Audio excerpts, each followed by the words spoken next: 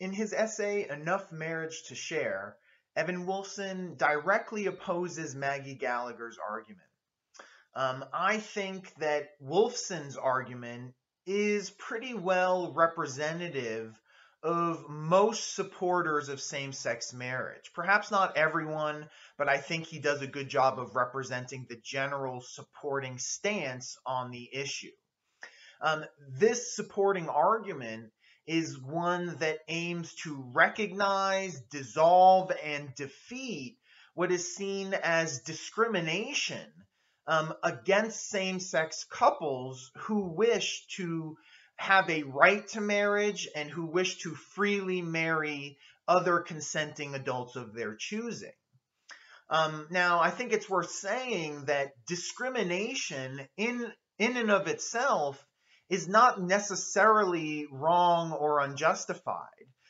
For instance, I think it's fair to say that it's perfectly permissible to discriminate between males and females, specifically in regards to the right to have a safe pregnancy. Since pregnancy does not really apply to males, it's fair and justified to say only females should have a right to a safe pregnancy and males ought not. So therefore, you can see that discrimination in and of itself is not always unjustified.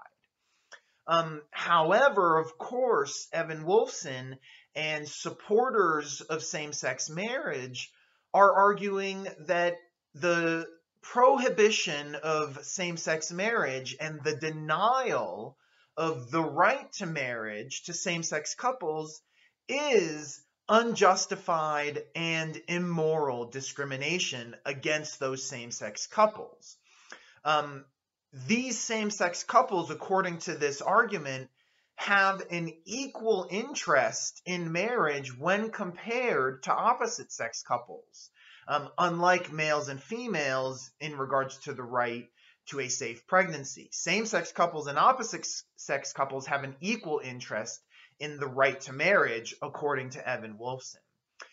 Therefore, we ought not continue the prohibition of same-sex marriage, and we ought to, in fact, grant the right to marriage to same-sex couples.